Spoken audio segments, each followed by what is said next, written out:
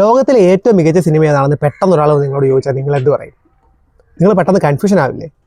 ഞാനും പെട്ടെന്ന് കൺഫ്യൂഷൻ ആവും.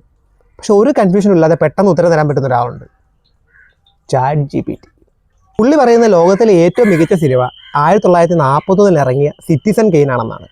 1941 റിലീസ് ചെയ്ത ഈ സിനിമ ഇന്നും ഒരു മികച്ച സിനിമ എന്ന് പറയപ്പെടാൻ കാരണം എന്താണെന്ന് നമുക്ക് പരിശോധിക്കാം. ഓർസൺ വെല്ലസ് ഡയറക്റ്റ് ചെയ്ത ഈ സിനിമ ഒരു മിസ്റ്ററി ഡ്രാമ വിഭാഗത്തിൽപ്പെടുത്താവുന്ന സിനിമയാണ്. സിനിമയിലെ റെവല്യൂഷണറി സ്റ്റോറി ടെല്ലിംഗ് ഐഡിയാസ് കൊണ്ടും സിനിമാറ്റോഗ്രാഫിയിലെ ഡീപ്പ് ഫോക്കസിങ് സങ്കേതം കൊണ്ടും എഡിറ്റിങ്ങിലെ ക്രിയേറ്റീവ് ആയിട്ടുള്ള പുതിയ ഐഡിയാസ് കൊണ്ടും അക്കാലത്തെ സിനിമകളെ അപ്പാടെ മാറ്റിമറിച്ച ഒരു സിനിമാറ്റിക് ലാംഗ്വേജ് ആയിരുന്നു സിറ്റിസൺ കെയ്ൻ്റേത്. സിനിമയുടെ ഏറ്റവും വലിയ ഹൈലൈറ്റ് അതിൻ്റെ റെവല്യൂഷണറി സ്റ്റോറി ടെല്ലിംഗ് മെത്തേഡ്സ് ആണ്. കഥ തുടങ്ങുന്നത് പ്രോട്ടഗോണിസ്റ്റ് ആയിട്ടുള്ള ചാൾസ് ഫോസ്റ്റർ കെയ്ൻ്റെ മരണത്തോടു കൂടിയാണ്. ഒരു പ്രമുഖ വ്യവസായിയും പത്രമുതലാളിയുമായിട്ടുള്ള ഇദ്ദേഹം അവസാനമായി ഉച്ചരിച്ചത് റോസ് ബൗണ്ട് എന്ന വാക്കായിരുന്നു. ഈ റോസ് ബൗണ്ട് എന്ന വാക്കിന്റെ പിന്നിലെ നിഗൂഢതയെ തേടി ഒരു പത്രപ്രവർത്തനം നടത്തുന്ന അന്വേഷണങ്ങളാണ് സിനിമ. കെയ്നെ പറ്റിയുള്ള മറ്റുള്ള ആളുകളുടെ ഓർമ്മകളിലൂടെ നോൺ ലീനറായാണ് സിനിമ നമ്മളോട് കഥ പറയുന്നത്. ഒരാളുടെ ജീവിതം പല പേഴ്സ്പെക്റ്റീവിൽ നിന്നും അവതരിപ്പിച്ചു എന്നുള്ളതാണ് ഈ സിനിമ 1941 മുന്നോട്ട് വെച്ച ഏറ്റവും പുതിയ നറേറ്റീവ് സങ്കേതം. രണ്ടാമതായി സിനിമ മുന്നോട്ട് വെച്ചത് ഡീപ്പ് ഫോക്കസിംഗ് എന്ന സിനിമോട്ടോഗ്രാഫി സങ്കേതമായിരുന്നു.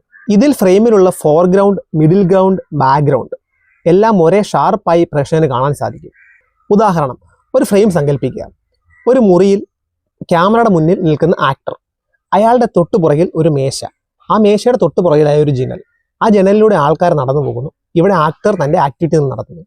ഈ 3 ഒബ്ജക്റ്റുകളും അല്ലെങ്കിൽ ഈ ഫോർഗ്രൗണ്ട്, ബാക്ക്ഗ്രൗണ്ട്, മിഡ് ഗ്രൗണ്ട്, ഈ 3 ഒബ്ജക്റ്റുകളും 3 ആക്ടിവിറ്റികളും ഒരേ സമയം ഷാർപ്പായിരിക്കും.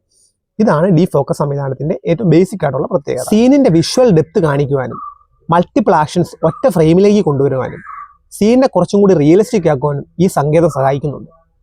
അതോടൊപ്പം ഒരു പ്രേക്ഷകന് ഒരു ഫ്രെയിം എക്സ്പ്ലോർ ചെയ്യാനുള്ള പൂർണ്ണമായ സ്വാതന്ത്ര്യം ഈ സങ്കേതം മുന്നോട്ട് വെക്കുന്നു. ലോ ആംഗിൾ ഷോട്ടുകൾ, ലോങ് ടേക്കുകൾ, ഡ്രാമാറ്റിക് ആയിട്ടുള്ള ലൈറ്റിംഗ് എന്നിവയെല്ലാം ക്യാരക്ടേഴ്സിന്റെ പവർ ഡൈനാമിക്സിനെ കാണിക്കാനായി ഗ്രിഗ് ടോളന്റ് എന്ന സിനിമോട്ടോഗ്രാഫർ വളരെ ബ്രില്യൻ്റ് ആയി സിനിമയിൽ യൂസ് ചെയ്തിരുന്നു.